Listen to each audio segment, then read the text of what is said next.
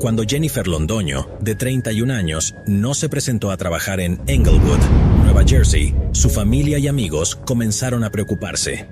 Jenny Londoño, conocida por ser una gran trabajadora, dirigió el nuevo Luna Lounge en Armory Street. Fue vista por última vez en las primeras horas de la mañana del 25 de junio de 2017, cuando cerraba el bar. Concretamente, se suponía que debía venir a trabajar esa noche y abrir el lugar, pero nunca lo hizo. Los compañeros que la esperaban en el bar comenzaron a llamarla, pero su teléfono estaba apagado. Esto causó aún más preocupación porque ella siempre había estado en contacto y nunca había llegado tarde al trabajo. Jennifer vivía sola y cuando quedó claro que no estaba en casa, sus seres queridos se comunicaron con la comisaría para denunciar su desaparición. También resaltaron que ella siempre se comunicaba con ellos cuando iba a algún lugar, pero esta vez no hubo reportes al respecto, lo que podría indicar que algo malo le pudo haber pasado. Cuando comenzaron su investigación, la policía fue primero al departamento donde vivía Jennifer. La puerta de entrada estaba cerrada con llave y no había daños visibles. Cuando la policía pudo entrar, no vio nada sospechoso. Tampoco había absolutamente nada que indicara que el apartamento de la persona desaparecida fuera la escena del crimen. El lugar estaba limpio y ordenado y no se había tocado nada de valor. Al no encontrar pistas en el apartamento de Jennifer, la policía fue al bar donde ella trabajaba como gerente. Después de hablar con el personal del establecimiento, descubrieron que Jennifer no tenía conflictos ni con los clientes del bar ni con los empleados. Todos hablaron muy bien de ella y la describieron como una persona amable y servicial. La trabajadora Jenny, una mujer conocida por su dulce carácter, también estaba ansiosa por hacer algo con su vida y su ambición la llevó a hacer negocios con Rafael Lolos, de 40 años. En 2016, comenzaron a operar el Luna Lounge en Englewood, Nueva Jersey. Era un bar popular y aunque Lolos era el hombre con dinero detrás del negocio, Jenny era la gerente. Sin duda, ella tenía una relación natural con los clientes y fue clave para el éxito del bar. Dijeron que era un soplo de aire fresco y que su felicidad era contagiosa. Como resultó durante una conversación con el personal del bar, Jennifer y Rafael no solo tenían una relación comercial, sino también romántica, y no se lo ocultaban a nadie. Aunque tenían una relación cercana, aún no habían decidido vivir juntos. La policía descubrió que la mañana en que Jennifer fue vista por última vez, cerró el bar y se subió al coche de Rafael, quien aparentemente la estaba esperando después del trabajo. Resultó que él fue la última persona en verla, por lo que los detectives decidieron interrogarlo.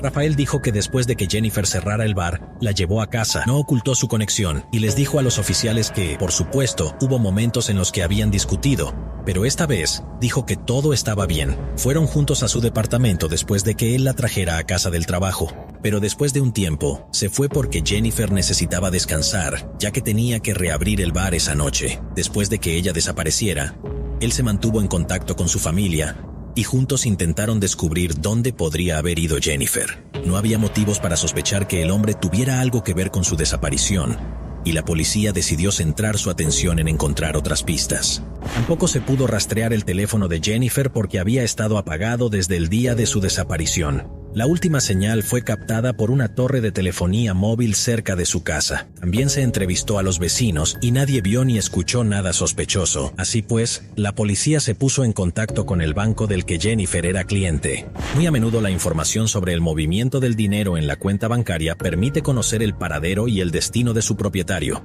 Sin duda, este caso no fue la excepción.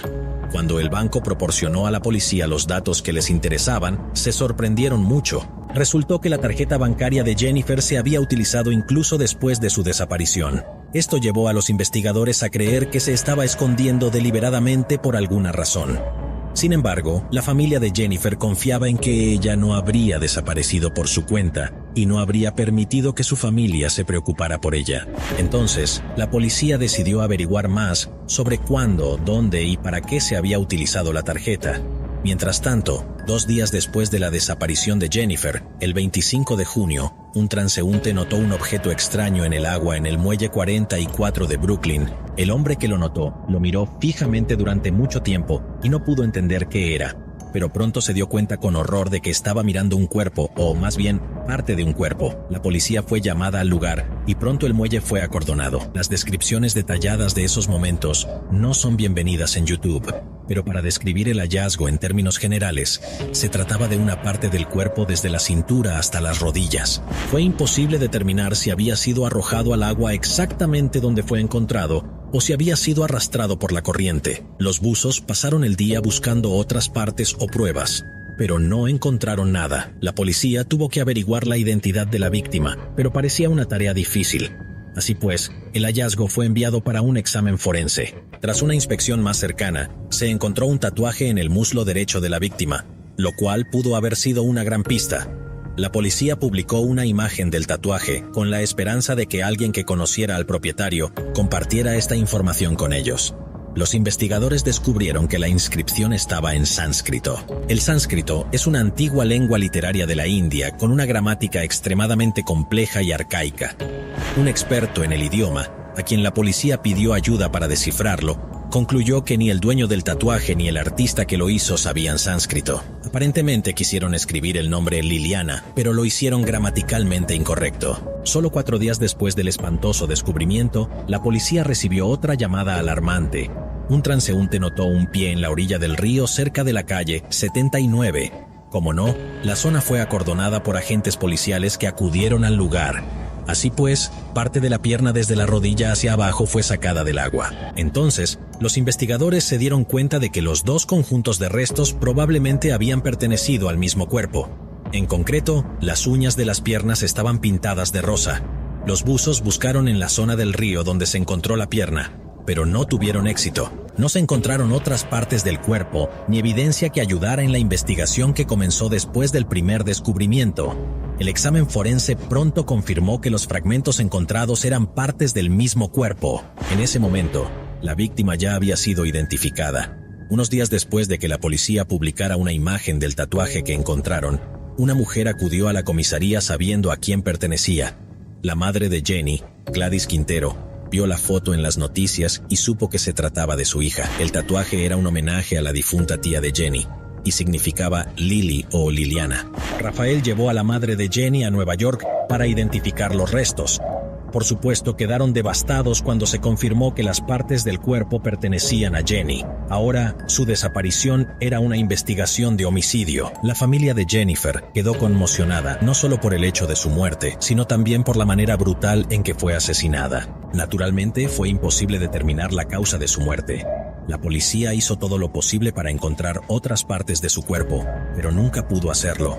Mientras familiares y amigos lloraban a Jennifer y llevaban flores al bar donde trabajaba, los detectives pudieron descubrir quién había usado su tarjeta de crédito. Tras visitar las tiendas donde se usó la tarjeta y revisar las imágenes de seguridad, los detectives determinaron que la persona que usó la tarjeta de la víctima era Rafael Lolos, el hombre con quien Jennifer mantenía una relación. Concretamente, descubrieron que Lolos había salido del apartamento de Jenny para ir de compras el día de su desaparición. Primero compró una caja de bolsas de basura y luego fue a otra tienda a comprar 2 cuchillos de carnicero, todos con las tarjetas de crédito de Jenny. Más tarde esa noche, cruzó el puente George Washington hacia Manhattan y los registros de su teléfono celular lo ubicaron en un área a lo largo del río Hudson. Lolo se fue a casa y nunca regresó al apartamento de Jenny. 2 días después, el torso saldría a la superficie. ¿Podría ser que Lolos hubiera matado a Jenny y hubiera usado los cuchillos de carnicero para desmembrarla? Sin duda, era horrible pensar que un hombre le hiciera eso a la mujer que amaba, pero la evidencia era convincente.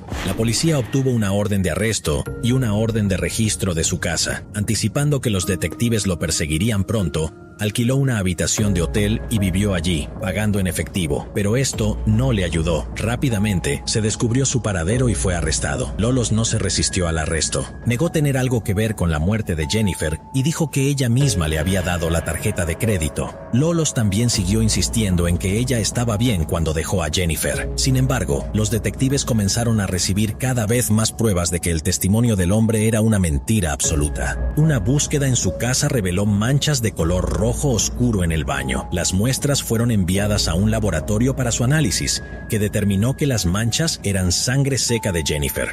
Al estudiar la correspondencia de Lolos con Jennifer en Messenger, los detectives descubrieron que a menudo se peleaban y que estas peleas casi siempre estaban motivadas por los celos. Cuando registraron su casa, encontraron en una de las habitaciones una caja de correos y una bolsa que alguna vez contuvo un dispositivo de rastreo. Resultó que Lolos estaba tan celoso que había instalado un dispositivo de rastreo GPS en el coche de Jennifer sin que ella lo supiera, por supuesto.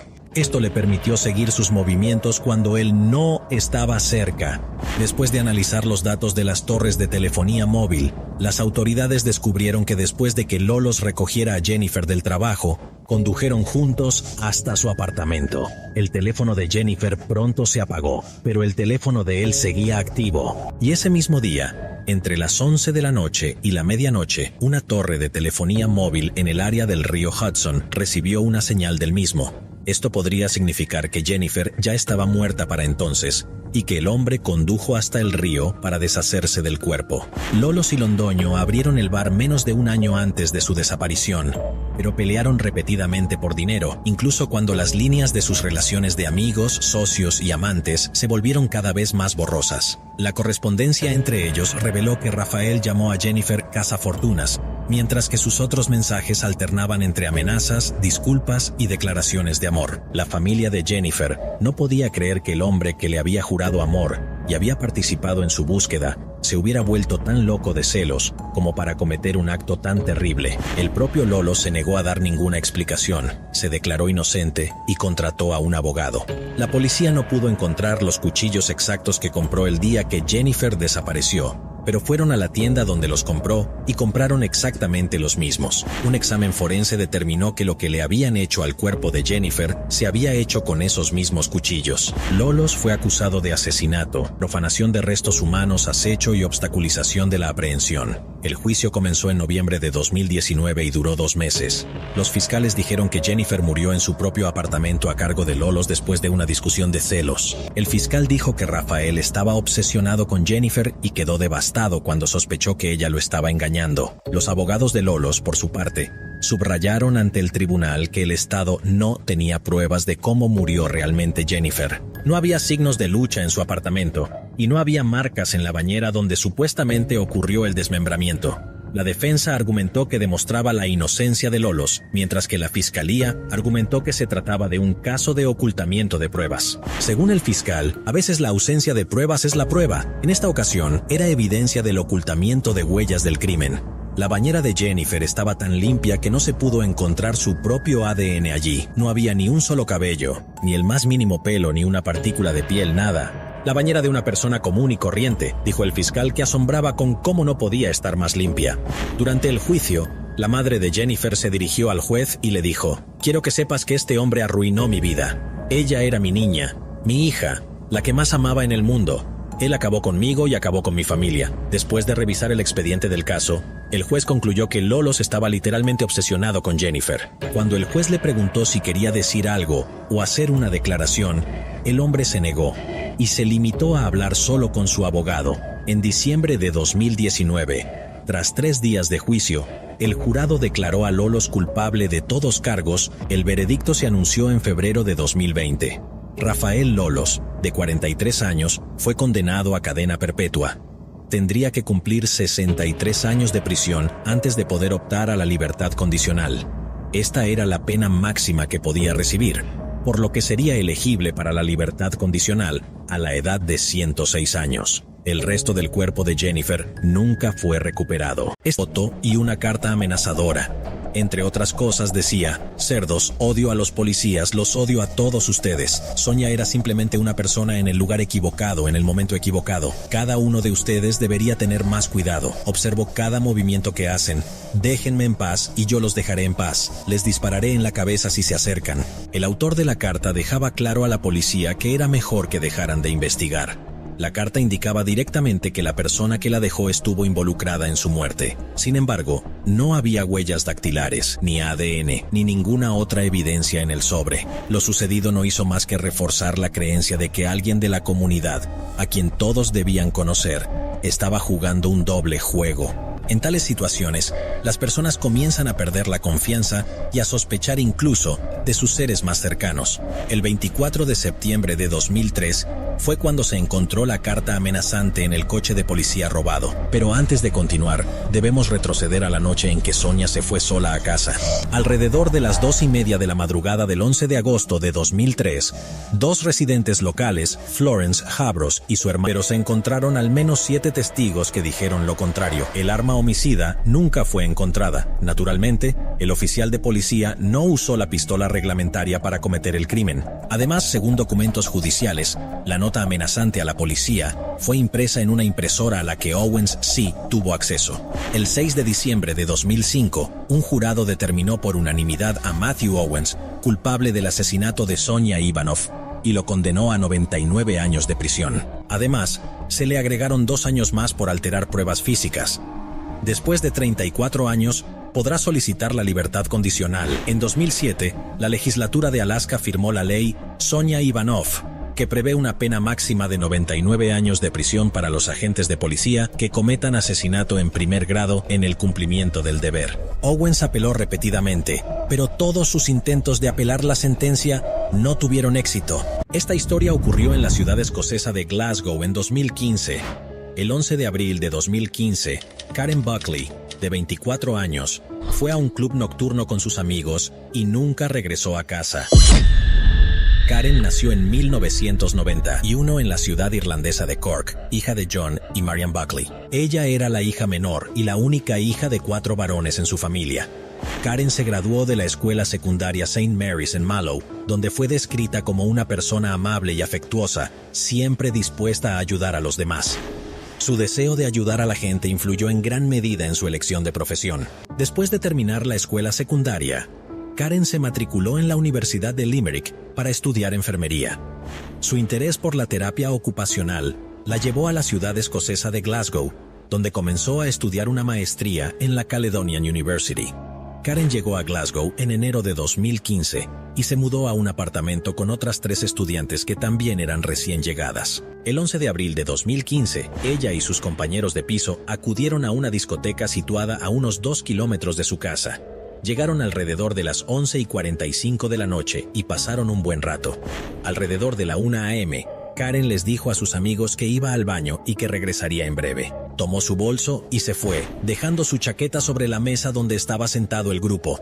Sus amigos continuaron divirtiéndose mientras ella no estaba. En algún momento, se dieron cuenta de que Karen se había ido por un tiempo y debería haber regresado para entonces, pero no lo había hecho. Sus amigos la buscaron en el club, pero Karen no estaba por ningún lado.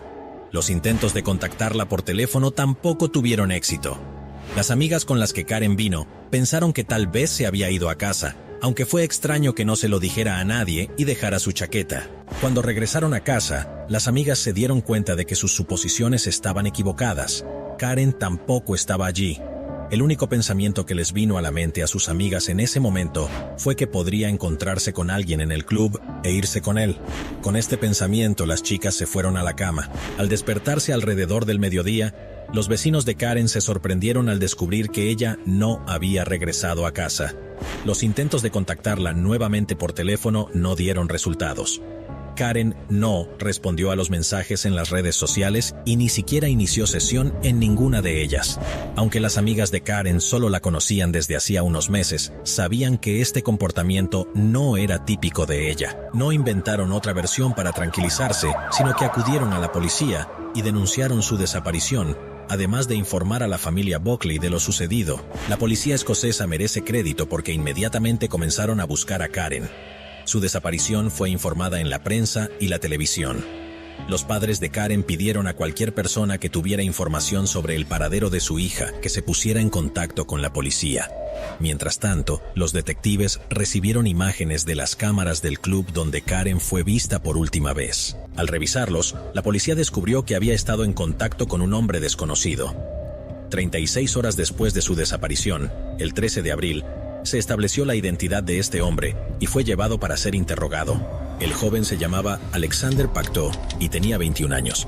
Admitió que efectivamente había conocido a Karen esa noche y que habían regresado a su apartamento en Dorchester Avenue, que estaba aproximadamente a 3 kilómetros del club. también reveló que habían tenido intimidad entre ellos. Alrededor de las 4 a.m., Karen decidió irse y regresar a casa, a pesar de su oferta de quedarse hasta la mañana siguiente. Alexander también afirmó que durante su intimidad, Karen se había golpeado la cabeza con la esquina de la cama, provocando una herida y dejando marcas en las sábanas. Esta información provocó una reacción mixta por parte de la policía. Por un lado, Pacto parecía querer ser sincero. Por otro lado, parecía anticiparse a los acontecimientos y tratar de explicar qué podría encontrar la policía si registraran su apartamento. El mismo día, 13 de abril, un hombre se puso en contacto con la policía para informar que había encontrado el bolso de una mujer. Al investigar, resultó que lo había encontrado en el parque cercano a la casa donde vivía Alexander Pacto. Y sí, era el bolso de Karen, el cual contenía su teléfono y documentos. Este descubrimiento hizo más plausible la versión de Pacto de los hechos. Es posible que algo le haya pasado a Karen después de que ella dejó su apartamento. Mientras tanto, la búsqueda de Karen continuaba activamente. Cientos de agentes de policía registraron parques y bosques, cuerpos de agua y edificios abandonados, con la esperanza de encontrar pistas que pudieran ayudar con la investigación. En ese momento, Alexander Pacto era el único sospechoso ante los ojos de la policía. De hecho, fue la última persona que vio a Karen. Los investigadores no revelaron ninguna información sobre el sospechoso y mantuvieron su nombre en secreto. Pero luego, 2 días después de la desaparición de Karen, la policía registró su apartamento y sus alrededores. Los periodistas se enteraron. Los reporteros de uno de los periódicos conversaron con otros vecinos del edificio y desde entonces el nombre de Alexander Pacto dejó de ser un secreto. Esto es importante, pero volveremos a ello más adelante. Entonces la policía obtuvo una orden de allanamiento para el departamento de Pacto. Lo primero que les llamó la atención al entrar fue un fuerte olor a lejía. También notaron que el colchón de su cama no coincidía con el tamaño de la cama. Se encontraron pequeñas manchas de color rojo oscuro en la cama y en el baño, de las cuales se enviaron muestras para su análisis. En el apartamento también se encontró una caja de herramientas y una gran cantidad de artículos de limpieza. Un perro policía entrenado para buscar cadáveres señaló cerca del auto de Pacto. Mientras esperaban una orden de allanamiento para el vehículo, los detectives se enteraron que Alexander Pacto había llevado su auto a un salón para limpiarlo el día anterior, pero al parecer el servicio fue de mala calidad. Durante la búsqueda, se encontraron las mismas pequeñas manchas de color rojo oscuro en el interior de la puerta del pasajero y se enviaron muestras de ellas al laboratorio. Con cada nuevo descubrimiento, crecieron las sospechas de que Karen ya no estaba viva. Pero la búsqueda de ella continuó activamente. Como se dijo anteriormente, los periodistas pudieron descubrir el nombre del sospechoso y, al día siguiente, una fotografía de Alexander Pacto apareció en la portada de uno de los periódicos. Sorprendentemente, este paso de la prensa resultó útil para la investigación. Un hombre que vio la foto de Pacto en el periódico llamó a la policía y proporcionó información interesante. Dijo que había trabajado con Alexander hace algún tiempo y sabía que alquilaba un almacén en una granja a las afueras de Glasgow. La dirección de esta granja estaba a unos 9 kilómetros del apartamento de Pacto. Cualquier pista era importante y se investigaba la información obtenida. El propietario de la granja confirmó que Pacto le alquila un espacio de almacenamiento por 10 euros a la semana. Este es el lugar en el espacio de almacenamiento. En el interior encontraron un bidón de 200 litros que contenía el cuerpo de Karen, que había sido disuelto en soda cáustica. La soda cáustica es una sustancia alcalina altamente reactiva que puede disolver compuestos orgánicos. También encontraron una fogata con restos de un colchón que Pacto había intentado quemar. El mismo día, el 15 de abril, fue arrestado como sospechoso en el caso de Karen Buckley. Al entender que había una cantidad importante de pruebas en su contra, Pacto confesó haber sido quien le quitó la vida a Karen. Sin embargo, afirmó que lo hizo en defensa propia. Con base en las pruebas encontradas por la policía y el testimonio del sospechoso, se compiló una cronología aproximada de los hechos de los días en que Pacto le quitó la vida a Karen e intentó cubrir sus huellas. Entonces, la noche del 11 al 12 de abril, alrededor de la 1 a.m., Karen salió del club. No quedó claro por qué lo hizo. Sus amigas afirmaron que no hubo discusión entre ellas y que Karen dijo que iría al baño y regresaría. Incluso si asumimos que decidió regresar a casa por alguna razón, todavía no está claro por qué dejó su chaqueta. Los agentes que trabajan en el caso revisaron un total de 1.900 horas de imágenes de cámaras de vigilancia. En una de las grabaciones, se vio que Karen se cruzó con Pacto luego de salir del club. Después de una breve conversación, caminaron juntos en dirección donde estaba estacionado su auto. Se cree que se ofreció a llevar a Karen a su apartamento, pero, en cambio, cuando subieron al coche, la atacó. Pacto golpeó a Karen 14 veces en la cabeza con una llave grande, a consecuencia de lo cual ella murió en su coche. Las manchas de color rojo oscuro que los investigadores encontraron en el auto resultaron ser gotas secas de sangre de Karen, al igual que las manchas en el baño y en la cama de Pacto. Después de deshacerse de la chica, comenzó a planificar sus próximos pasos. Primero, se deshizo del bolso de Karen, que luego fue encontrado y llevado a la policía. Alrededor de las 2 de la madrugada, llegó a su casa. Lo que hizo a continuación sorprendió mucho a los detectives. Trasladó el cuerpo del coche a su apartamento. A las 8 de la mañana, usando su teléfono, comenzó a buscar en internet información sobre la soda cáustica. Luego se dirigió a un centro comercial, donde a las 9:42 compró 6 litros de soda cáustica, un respirador y un par de guantes. Pensó que 6 litros no eran suficientes, así que de camino a casa paró en otra tienda y compró más soda cáustica. Al regresar a su apartamento, colocó el cuerpo de Karen en la bañera y trató de deshacerse de él. Sin embargo, Pacto no vivía solo. El vecino de su apartamento debía regresar a casa alrededor de las 8 p.m. Al darse cuenta de que no tendría tiempo suficiente para completar su plan, sacó el cuerpo de la bañera, lo envolvió en una manta y lo escondió en su dormitorio. Al día siguiente, el 13 de abril, arrojó una llave inglesa al río Clyde, donde la encontraron los buzos. Después, fue a un centro comercial a 1,5 kilómetros de su casa, donde pidió ayuda a un asesor. Pidió una recomendación sobre un producto que pudiera eliminar las manchas de sangre de un colchón. También compró 2 candados. Ese mismo día llevó el colchón, el pijama y la ropa de Karen a una granja, donde quemó todo. De camino a casa, compró un barril para luego guardar el cuerpo. Alrededor de las 2 de la tarde, llevó el barril a un almacén alquilado. Vertió el resto de la soda cáustica, cerró la puerta con los 2 candados que compró y se fue a casa. La policía lo visitó en su domicilio a las 6 de la tarde y lo llevaron para interrogarlo. Ya saben lo que pasó después. A pesar de que Pacto confesó su culpabilidad, su motivo no quedó claro. Afirmó que le quitó la vida a Karen en defensa propia durante una discusión que estalló en un automóvil. Pero los investigadores no creyeron en esta versión, ya que parecía un intento de justificar sus acciones. La policía asumió que al matar a Karen y posteriormente deshacerse de su cuerpo, Pacto intentó encubrir otro crimen.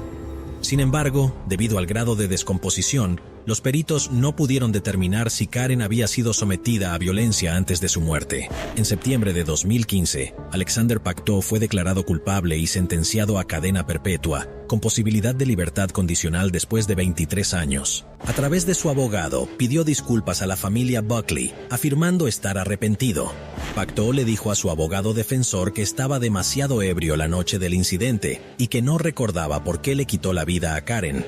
Vale la pena señalar que si no se hubiera declarado culpable, habría sido elegible para la libertad condicional después de 25 años en lugar de 23. La historia de hoy tuvo lugar en el año 2020. El cuerpo de Marilyn Levesque, de 22 años, fue encontrado con múltiples puñaladas. Su muerte provocó una gran protesta pública y la gente exigió que las autoridades canadienses explicaran cómo pudo haber sucedido aquello. Con todos ustedes, Marilyn Levesque, el asesinato de una joven en la ciudad de Quebec. Marilyn nació en 1997 y fue hija de Karine Levesque y François Goulet, quienes se separaron poco después de su nacimiento. Sus allegados la describieron como amable, extrovertida y siempre amigable. Originaria de Chicoutimi, Marilyn creció en parte con su madre y en parte en hogares de acogida.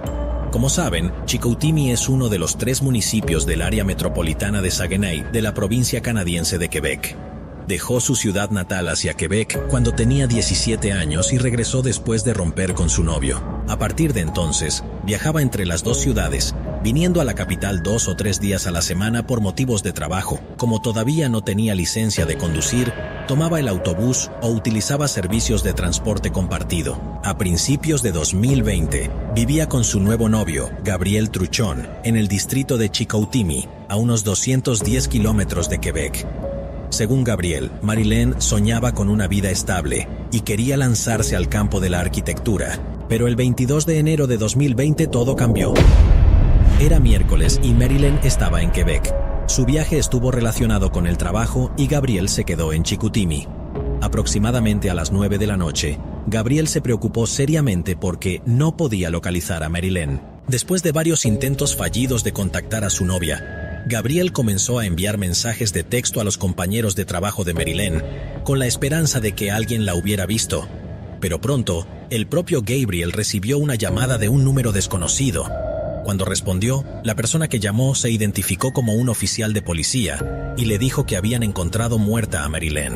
Posteriormente, los peritos forenses determinaron que murió a causa de múltiples puñaladas, de las cuales había más de 50 en su cuerpo. Sin embargo, para seguir analizando la historia de Marilyn, debemos retroceder 17 años. En 2003, Chantal Deschênes, de 32 años, camarera de un hotel de Quebec, conoció a Eustachio Galese, de 36 años, que también trabajaba en el hotel y era su jefe, encargado de las comidas de los huéspedes.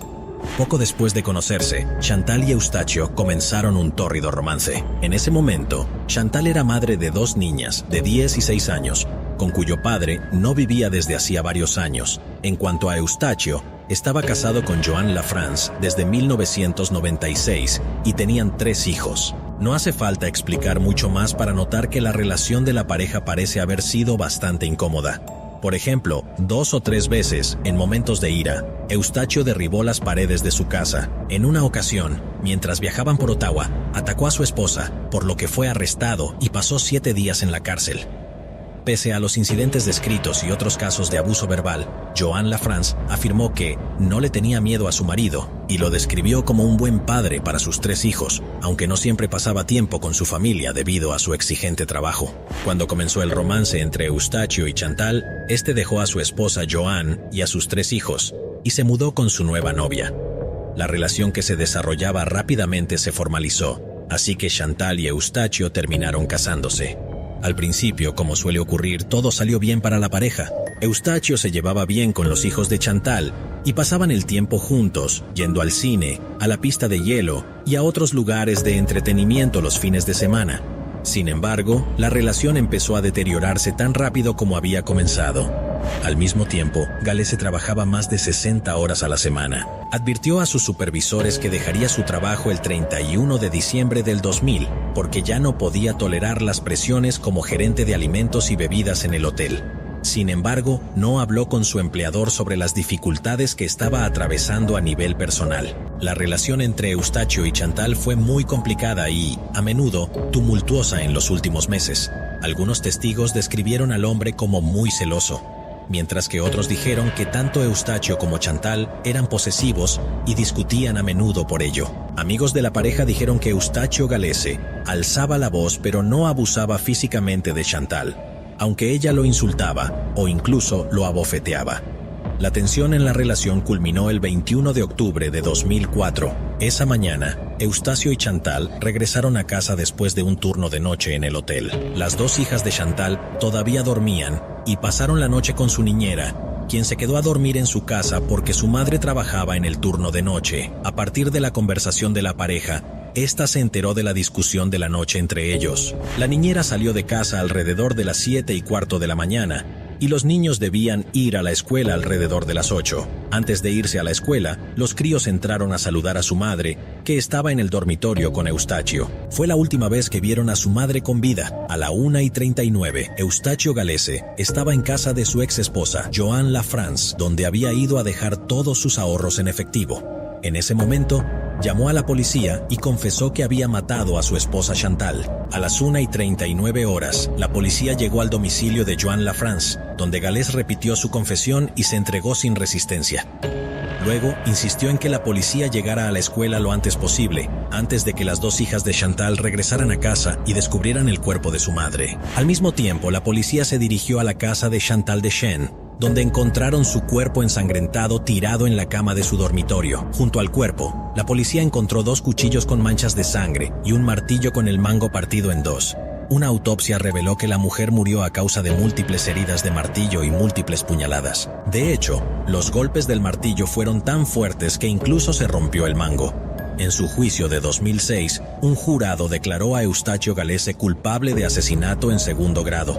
Admitió que su motivo para cometer el crimen fue que Chantal había decidido dejarlo.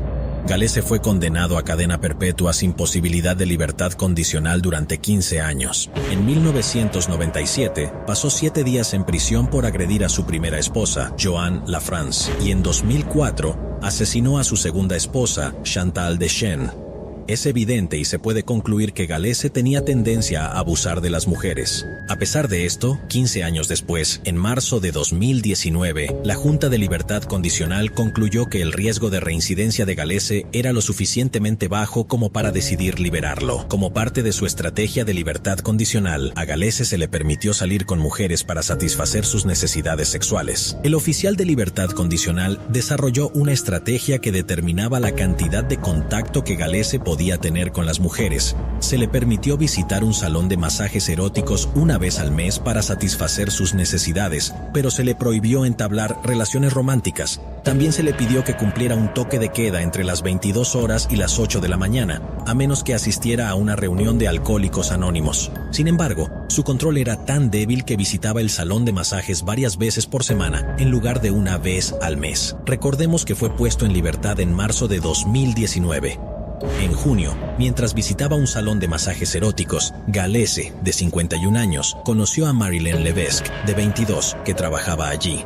Los familiares de Marilyn, en su mayoría, sabían que ella se ganaba la vida brindando servicios íntimos por dinero, pero ella les contaba poco al respecto, y cuando lo hacía, generalmente era para burlarse o mencionarlo a la ligera. Sus allegados la describieron como una chica sensible, aunque también es cierto que se volvió muy rígida con su trabajo. Una parte de ella quería cambiar de vida y dejar ese trabajo, creían sus familiares, pero no es fácil volver al salario mínimo cuando estás acostumbrado a ganar en 2 horas el equivalente a 2 semanas de trabajo. ¿Cómo acabó en la prostitución? Las circunstancias no estaban claras, pero una cosa sí lo era. Marilyn tuvo una infancia difícil. A muy temprana edad, la colocaron repetidamente en hogares de acogida.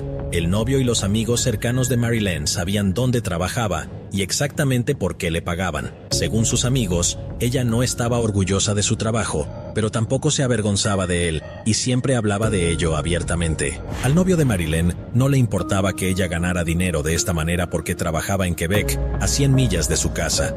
Gallese, que prácticamente no tenía a nadie que lo supervisara, comenzó a visitar el salón de masajes de ella varias veces por semana.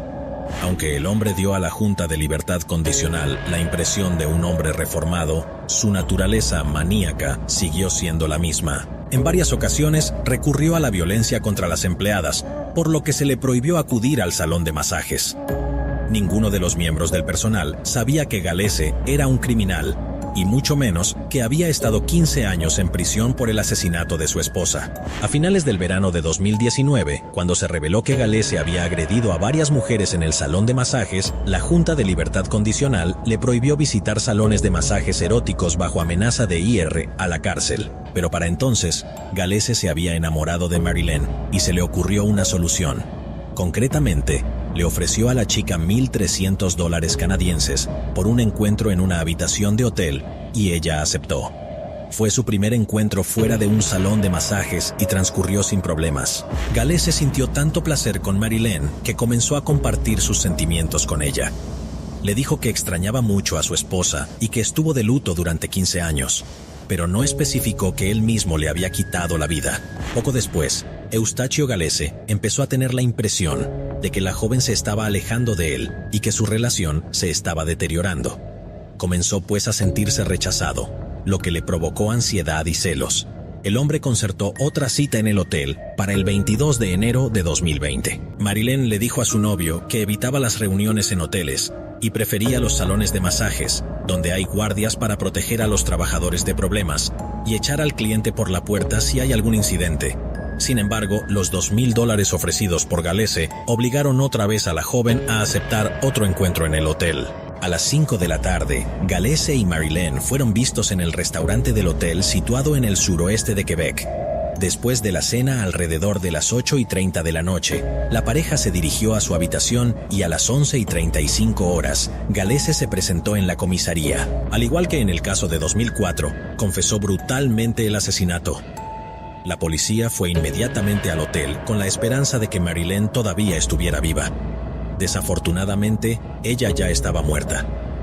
En la autopsia se encontraron 57 puñaladas en su cuerpo. Se determinó que Galese pasó unas 2 horas en el bar antes de entregarse a la policía. Y también se deshizo del arma homicida y del teléfono móvil de Marilyn.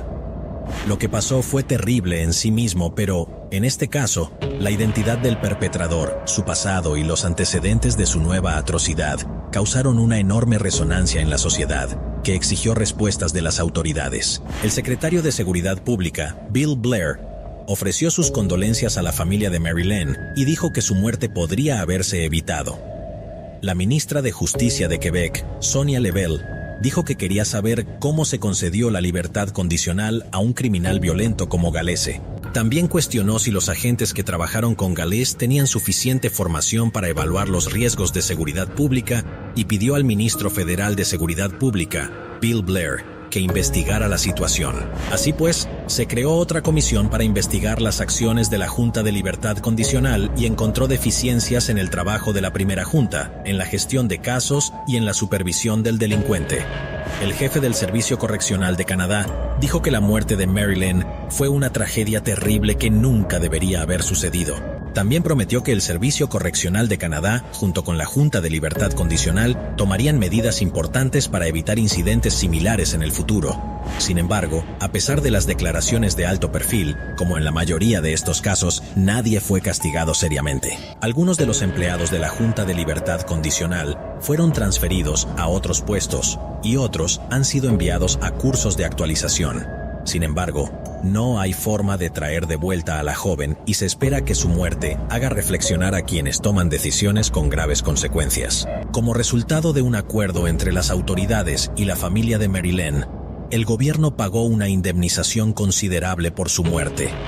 El acuerdo impidió una demanda por parte de los familiares de Marilyn, pero el monto de la compensación no fue revelado debido a acuerdos de confidencialidad. Cabe señalar que hubo quienes incluso condenaron a la víctima por sus actividades profesionales. Galese fue acusado originalmente de asesinato en segundo grado, pero cuando se descubrió que había planeado el crimen y comprado el cuchillo con anticipación, fue acusado de asesinato en primer grado. Galese se declaró culpable al momento y admitió que había planeado el asesinato de antemano. En su juicio en febrero del 2000, el fiscal dijo al tribunal que Galese sentía algo por Marilyn y se puso celoso y enojado cuando se dio cuenta de que él era solo una forma de que ella ganara dinero. Se descubrió pues que los celos fueron el motivo principal del asesinato. El 27 de febrero de 2020, Eustaquio Galese, de 51 años, fue declarado culpable y condenado a cadena perpetua. Esta vez, este energúmeno tendría derecho a solicitar la libertad condicional, no después de 15 años como con el asesinato de su primera esposa, sino solo después de 25 añitos de mierda. ¿En serio crees que si Galese vive hasta los 76 años, merece volver a ser liberado? Escribe tu opinión en los comentarios. Los hechos descritos en este vídeo tuvieron lugar en 2008 en Auburn, Alabama. Aunque han pasado 15 años desde entonces, la última palabra en el caso Lauren Burke aún no se ha pronunciado. Lauren Ashley Burke nació el 30 de diciembre de 1889 en Marietta, Georgia. Sus padres, James Burke y Vivian Gershon, se divorciaron más tarde. Lauren tenía una hermana, Jacqueline Burke, y un hermano, Chad Burke. Después de la secundaria, Lauren fue a la Universidad de Auburn, donde estudió diseño gráfico. Fue miembro activo de la Hermandad de Mujeres Delta Gamma, jugó lacrosse y, en general, participó activamente en la comunidad del campus. Sus amigos describieron a Lauren como una excelente estudiante, muy querida, siempre sonriente, feliz y servicial. Sin embargo, desafortunadamente, no todos los planes y sueños de Lauren estaban destinados a hacerse realidad. Comenzó la mañana del 4 de marzo de 2008 desayunando en un café con su novio Sean. A las 11 en punto, Lauren fue a clase, después de lo cual llamó a su padre James para discutir los planes para las vacaciones de primavera y una visita al dentista.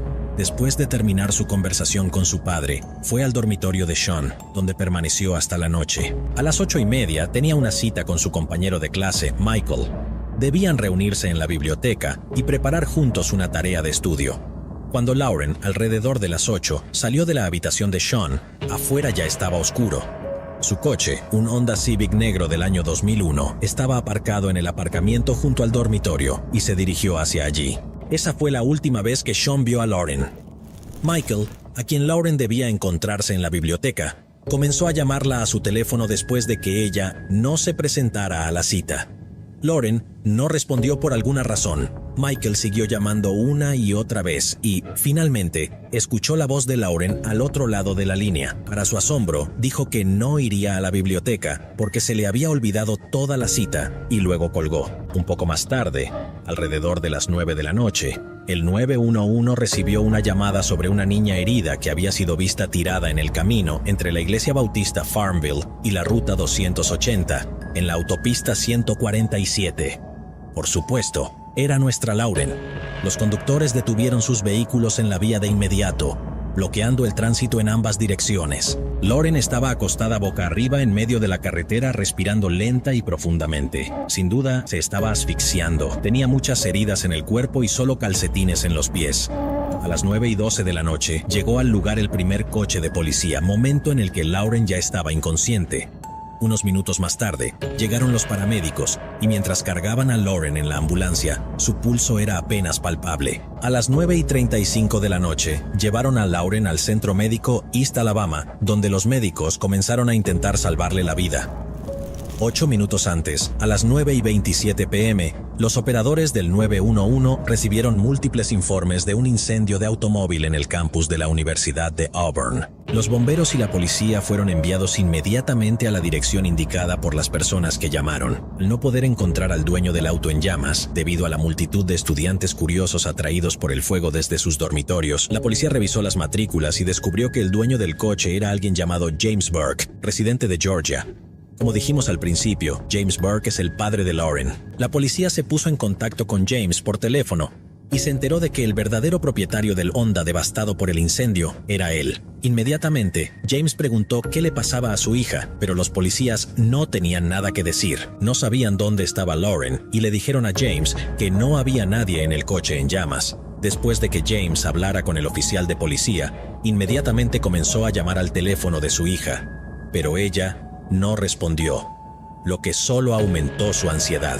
Al no poder comunicarse con Lauren, James primero llamó a los amigos de su hija que conocía, pero ninguno de ellos sabía nada sobre su paradero o el incendio del auto. Luego llamó a su exesposa y madre de Lauren, Vivian Gershon, con la esperanza de que tal vez ella supiera dónde podría estar su hija.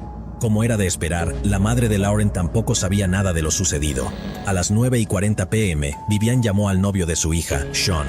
Así fue como Sean descubrió que Lauren había desaparecido y que su coche había sido quemado. Sean, llamando a conocidos mutuos de Lauren y tratando de averiguar si alguien la había visto esa noche, se enteró de que había cancelado la reunión en la biblioteca diciendo que se había olvidado ella. Sin embargo, Sean sabía con certeza que Lauren no se había olvidado de su cita para la noche, ya que cuando salió de su habitación hacía unas 2 horas, había planeado ir directamente a la biblioteca. Mientras familiares y amigos intentaban descubrir a dónde había ido Lauren, los médicos del East Alabama Medical Center luchaban por mantenerla con vida. Como Lauren llegó inconsciente y sin pertenencias ni documentos personales, los médicos no sabían su nombre. Desafortunadamente, a pesar de sus mejores esfuerzos, los médicos no pudieron salvar la vida de la joven. Fue declarada muerta aproximadamente 1 hora después de ser ingresada en el centro médico. La causa de su fallecimiento fue una única herida de bala. La bala que había salido había perforado ambos pulmones de Lauren. Los expertos concluyeron que la boca del arma estaba a solo unos centímetros de la piel de Lauren en el momento del disparo. Los agentes de policía, al comparar el fallecimiento de la niña en el hospital y el coche quemado en el campus, cuyo dueño estaba desaparecido, rápidamente se dieron cuenta de que la víctima, que los médicos no pudieron salvar, era Lauren Burke. Al día siguiente, 5 de marzo de 2008, James Burke identificó el cuerpo de su hija después de visitarla desde Atlanta. Por supuesto, la noticia del fallecimiento de Lauren se extendió rápidamente por el campus. La Universidad de Auburn emitió un comunicado sobre el fallecimiento de la joven, instando a los estudiantes y al personal a tener mucho cuidado dentro y fuera del campus, pero asegurándoles de que el campus era seguro. Muchos de ustedes y sus padres han llamado y están comprensiblemente preocupados. No hay indicios de ningún peligro adicional para el campus o la seguridad de los estudiantes, ponía en el comunicado. La Sociedad Delta Gamma emitió otro comunicado sobre lo que los representantes de la fraternidad llamaron un crimen inesperado y perturbador. Así pues, la sociedad instó a las hermanas de la sucursal de Auburn a cooperar plenamente con los detectives mientras resolvían lo sucedido. Mientras la familia y los amigos de Lauren estaban de luto, la policía intentaba descubrir quién le quitó la vida, cómo estaba relacionado el incendio del coche y si otros estudiantes debían tener cuidado. Tanto el lugar a lo largo de la carretera donde se encontró a Lauren Burke como el área alrededor de su coche fueron procesados como evidencia. Hemos puesto todos los recursos posibles para encontrar a la persona responsable de este crimen, dijo el capitán Tom Stoffer, portavoz de la policía de Auburn. Auburn, Alabama, es una comunidad estudiantil relativamente tranquila y nos tomamos estas cosas en serio. Si alguien resulta herido o muere, todos lo sentimos y no descansaremos hasta encontrar al perpetrador. Stoffer también dijo que el gobernador de Alabama, Bob Riley, ofrecería una recompensa de $10,000 por información que condujera a un arresto en el caso de Burke. El coche carbonizado de Lauren fue llevado al Departamento de Policía de Auburn. Los investigadores del Laboratorio Forense del Estado y oficiales de la Oficina del Jefe de Bomberos revisaron los restos del interior quemado del auto y encontraron restos de ropa quemada, la cámara digital de Lauren derretida y el manual del propietario del coche. También se encontró una bala calibre .38 debajo del asiento delantero, lo que podría significar que el interior del vehículo era la escena del crimen, de modo que el perpetrador lo había prendido fuego para destruir las pruebas. Los detectives entrevistaron a la familia, los amigos y al novio de Lauren. Ninguno de ellos pudo nombrar a una sola persona que quisiera dañar a la joven y fuera capaz de hacerlo. Sabiendo que antes de su fallecimiento, Lauren estaba en un dormitorio en casa de Sean, los investigadores registraron su habitación, pero no encontraron nada que vinculara a Sean con el crimen. Después de hablar con Michael, a quien se suponía que Lauren se encontraría en la biblioteca, los detectives descubrieron que cuando Lauren contestó su teléfono, escuchó un ruido similar al de un automóvil en movimiento. Al mismo tiempo, se supo que alguien había utilizado la tarjeta bancaria de Lauren varias veces, poco después de que la encontraran tirada en la calle. Con toda probabilidad, la persona que tenía la tarjeta bancaria de Lauren estuvo involucrada en el incidente y la policía comenzó a buscarlo. Sin embargo, los acontecimientos pronto dieron un giro inesperado. Menos de 3 días después del fallecimiento de Lauren, a las 9:55 de la mañana del 7 de marzo de 2008, en el estacionamiento del supermercado Walmart en Newnan, Georgia, a unas 75 millas de Auburn, un hombre de ascendencia africana atacó a una mujer de 72 años mientras ella estaba subiendo a su auto. El agresor la golpeó en la cabeza, la amenazó y le dijo que se sentara en el asiento del pasajero. Él mismo se sentó en el asiento del conductor e intentó alejarse del estacionamiento, pero notó que un testigo del ataque lo seguía, hablando con alguien por teléfono. La idea de que el transeúnte llamara a la policía hizo que el perpetrador regresara al estacionamiento de Walmart. Se detuvo y salió del vehículo robado. Corrió hacia un Chrysler Sebring plateado cercano, subió y huyó de la escena a toda prisa. Unas horas más tarde, 4 agentes persiguieron al Chrysler, que huía a gran velocidad hacia Columbus, West Georgia. El conductor no respondió de ninguna manera para detenerse, poniendo en peligro a otros usuarios de la vía. Durante la persecución, la policía observó al conductor del Chrysler arrojar un objeto por la ventana. Uno de los equipos de persecución se detuvo y buscó el objeto. Los policías encontraron un revólver calibre .38 al costado de la carretera. Mientras tanto, la persecución continuó, pero en un momento, el vehículo del perpetrador se averió y salió humo de debajo del capó. Seguidamente, el conductor se detuvo bruscamente en la carretera y abrió la puerta. A continuación, un policía que lo perseguía en motocicleta chocó contra la puerta abierta. Tras la colisión, el agente voló sobre el manillar de la moto y cayó al pavimento. pero afortunadamente no resultó gravemente herido. El camino donde se detuvo el perpetrador atravesaba un bosque y fue hacia él donde se apresuró a huir. Sin embargo, no pudo escapar. La policía rápidamente lo alcanzó y le puso las esposas en las muñecas. Courtney Laurel Lockhart nació el 20 de octubre de 1984. En palabras de su familia, era un tipo agradable y amante de la diversión hasta que se unió al ejército de los Estados Unidos. Concretamente fue enviado a Irak en 2004, de donde regresó como otra persona en 2005, según su madre. Él no era el Courtney que yo conocía, dijo su madre. Courtney era un tipo alegre, pero después de regresar de Irak, nunca volvió a sonreír. Nunca dejó que nadie se pusiera detrás de él y a veces se escondía en el armario o debajo de la cama. En 2006, Lockhart y su novia, con quien ya había roto, tuvieron una hija. También en 2006, fue sometido a un consejo de guerra por agredir a otros soldados, utilizar sustancias ilegales y abandonar su unidad sin permiso.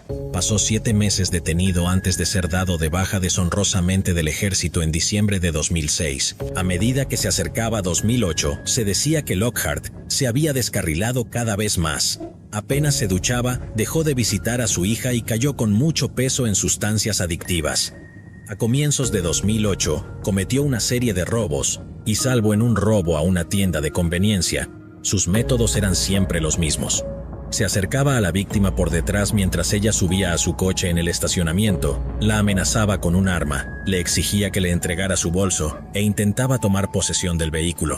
Un crimen así terminó quitando la vida a Lauren Burke. La serie de agresiones de Lockhart cesó el 7 de marzo de 2008, después de que atacara a esa mujer de 72 años, tras no poder evadir la persecución policial. Tras su arresto, Courtney Lockhart, de 23 años, fue llevado a la comisaría, donde confesó que fue él quien secuestró y quitó la vida a Lauren Burke. El interrogatorio fue grabado en vídeo y se convirtió en una prueba clave en el juicio. Además, las pertenencias personales de Lauren, como su iPod y sus tarjetas bancarias, fueron encontradas en su auto. Lockhart dio un relato detallado de los acontecimientos del día en que secuestró a Lauren. Era martes 4 de marzo de 2008. Lockhart se despertó en su Chrysler Sebring plateado. Había pasado la noche anterior en su coche, no lejos del centro médico East Alabama. Necesitaba dinero, así que empezó a conducir por Auburn en busca de otra víctima. Vale la pena señalar que todas las personas a las que atacó eran mujeres, ninguno de ellos hombres. Su viaje terminó en el campus de la Universidad de Auburn, donde aparcó junto a los dormitorios de estudiantes. Pasó varias horas sentado en su coche observando a los estudiantes. Alrededor de las 8 de la noche, notó que una chica se acercaba al auto estacionado junto a él y abría la puerta tranquilamente. Esa chica era Lauren. Sin pensarlo mucho, Lockhart agarró su revólver y se acercó a Lauren por detrás, golpeándola con la boca de su arma. Le preguntó cuánto dinero llevaba consigo. Cuando no obtuvo respuesta, empujó a Lauren dentro del coche, hacia el asiento del pasajero delantero y se puso detrás del volante. Según Lockhart, Lauren no dijo nada pero gritó de miedo. Cuando finalmente se calmó, sacó $200 de su bolso, se los entregó y le rogó que se fuera. Sin embargo, en lugar de irse, le ordenó a Lauren que se quitara la ropa a punta de pistola y escuchando amenazas en su contra, Lauren obedeció y se quitó todo excepto un par de calcetines. Según Lockhart, solo hubo una razón por la que hizo que Lauren se desnudara. Pensó que si ella no estaba vestida, no querría escapar. Luego Lockhart comenzó a conducir por las calles de Auburn. Todo el tiempo conducía con una mano en el volante y con la otra sujetaba a Lauren a punta de pistola. Ella trató de disuadirlo de cometer el crimen y cuando él dijo que su vida había terminado, Lauren prometió ayudarlo a encontrar trabajo. En algún momento su teléfono empezó a sonar. Lockhart le dijo que respondiera e inventara algo para que nadie sospechara nada. Era una llamada de Michael, a quien se suponía que Lauren se encontraría en la biblioteca. Cuando respondió, dijo que se había olvidado de la reunión y colgó de inmediato. Lockhart aseguró que continuaron conduciendo por las calles de la ciudad y Lauren no dejaba de intentar convencerlo para que la dejara ir. Hasta dijo que lo ayudaría a superar las dificultades que enfrentaba mientras conducían por la autopista 147. Lauren abrió la puerta para saltar del auto en movimiento y en ese momento, Lockhart dijo que accidentalmente disparó. Dado que ahora sabemos que la bala disparada atravesó ambos pulmones de Lauren y que además sufrió lesiones por la caída, Logró saludar a los conductores que pasaban antes de que le fallaran las fuerzas y perdiera el conocimiento. Lockhart dijo a los investigadores que estacionó afuera de la iglesia y observó cómo los autos comenzaron a detenerse junto a Lauren tirada en el pavimento. De este modo, se dio cuenta de que la policía estaría por llegar en cualquier momento y huyó apresuradamente. Planeando destruir la evidencia que había dejado en el carro, condujo hasta una gasolinera y compró una lata de gasolina que pagó con la tarjeta bancaria de Lauren. Roció el interior del coche con la gasolina que compró. Luego se subió y condujo hasta el campus donde secuestró a Lauren, porque su Chrysler estaba estacionado allí. Según Lockhart, mientras conducía, se mareó por los vapores de gasolina, así que bajó las ventanillas para dejar entrar el aire de la calle. Quizás se pregunten por qué no condujo primero hasta el campus y roció el auto de Lauren con gasolina allí. ¿Por qué condujo sobre un barril de pólvora? Dado que un cortocircuito o una chispa podrían haber causado que el auto se quemara con él, tal vez tuvo algo que ver con los problemas mentales de Lockhart o su bajo coeficiente intelectual. Pero hablaremos de eso un poco más tarde. Al llegar al campus, Courtney tomó $46, un iPod y sus tarjetas bancarias del auto de Lauren antes de prenderle fuego y conducir su Chrysler. Condujo hasta una gasolinera donde pagó la gasolina con el dinero de Lauren y luego regresó al campus nuevamente para ver si el auto se había quemado por completo. Los investigadores comenzaron a cuestionar si todo el testimonio de Lockhart era cierto. Especularon que Lockhart había obligado a Lauren a desnudarse, no para que no huyera como él afirmaba, sino para un propósito completamente diferente. Pero no pudo conseguir lo que quería, porque Lauren repentinamente saltó del auto en movimiento. Además, los investigadores dudaban que Lockhart le disparara a Lauren por accidente. Sin duda, parecía poco probable dado el hecho de que Courtney había servido en el ejército y sabía bien cómo manejar un arma. A decir verdad, parecía más lógico que Lauren se diera cuenta de que Lockhart no la iba a dejar ir y decidió que su única posibilidad de escapar era saltar y abrir la puerta. Sin embargo, cuando saltó del auto, Lockhart disparó.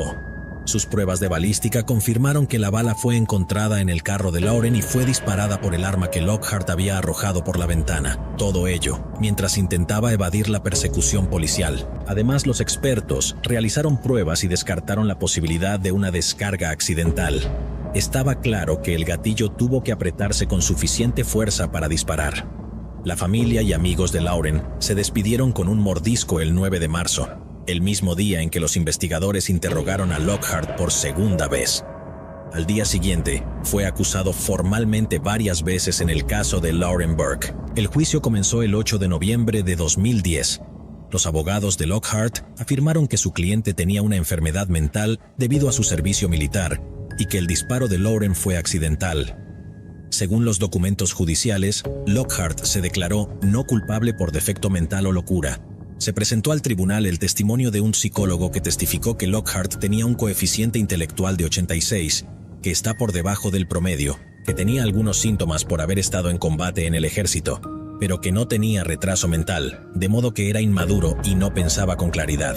Aunque el Estado intentó presentar pruebas de los otros crímenes de Lockhart y su conducta deshonrosa en el ejército, el juez de primera instancia excluyó esa evidencia. Después de la fase de culpabilidad del juicio, inmediatamente siguió la fase de sentencia. Lockhart presentó el testimonio de los testigos y pruebas en un intento de presentarse como un héroe de guerra mentalmente perturbado por el combate y la muerte de su oficial al mando.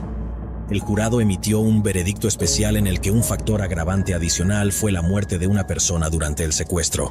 Seguidamente, el jurado votó 12-0 para recomendar una sentencia de cadena perpetua sin libertad condicional. Posteriormente, el juez de primera instancia no estuvo de acuerdo con la sentencia consultiva del jurado y condenó a Lockhart a muerte. En una orden de sentencia de 28 páginas, el juez explicó por qué no estaba de acuerdo con la opinión del jurado y concluyó que el secuestro pesó mucho a favor de la pena de muerte, pues la víctima estaba sola y desarmada, y Lockhart la eligió al azar. El secuestro es aún más atroz porque la sacaron de un campus universitario, un lugar donde los estudiantes deberían sentirse seguros, y la obligaron a subir a su propio automóvil. Lockhart la obligó a desvestirse y la apuntó con una pistola para evitar que escapara. El tribunal también enfatizó que el jurado desconocía la ola de crímenes de Lockhart y la verdadera naturaleza del servicio militar del chico. Aunque el jurado escuchó testimonios sobre el servicio de Lockhart, el jurado desconocía la totalidad del alcance del expediente disciplinario militar de este. El juez escribió: el tribunal razonó que si el jurado hubiera estado al tanto de los hechos adicionales conocidos por el tribunal, su recomendación de sentencia probablemente habría sido diferente. Han pasado 15 años desde la muerte de Lauren, pero Lockhart todavía está en el corredor de la muerte en Alabama y no ha dejado de intentar apelar su sentencia. Después de su condena y sentencia de muerte, apeló ante un tribunal de Alabama, que confirmó la sentencia en agosto de 2013. En abril de 2014, el Tribunal de Apelaciones Penales de Alabama denegó la solicitud de Lockhart de un nuevo juicio. Luego, apeló ante el Tribunal Supremo de Alabama, pero en septiembre de 2014, su moción fue nuevamente denegada. En enero de 2015, Lockhart apeló ante la Corte Suprema de los Estados Unidos, y en abril de ese año, la Corte Suprema de los Estados Unidos negó su petición. En 2018, Lockhart hizo otro intento de impugnar la sentencia. En esta ocasión, los abogados de una organización de derechos humanos que lo representaban intentaron convencer al tribunal de que los abogados que defendieron a Lockhart en 2010 habían manejado mal el caso. Aunque hubo algunas fallas en la defensa de Lockhart en 2010, finalmente eso no cambió el resultado y la sentencia de muerte se confirmó nuevamente. En abril de 2021, el Tribunal de Apelaciones Penales de Alabama confirmó la sentencia de muerte de Lockhart. Los padres dijeron que nunca se rendirían y que harían todo lo que estuviera a su alcance para evitar que se anulara la sentencia de muerte de este asesino. Courtney Lockhart le dio a mi hija la pena de muerte. No hay ninguna razón por la que no debería recibir también la pena de muerte. Eso es todo lo que tengo para decir, dijo el padre de Burke. No le dio una segunda oportunidad, y él tampoco debería tener una segunda oportunidad, dijo su madre Vivian. A día de hoy, Courtney Lockhart sigue condenado a muerte en Alabama. ¿Pero acaso no has visto este crimen? Yo no me la perdería,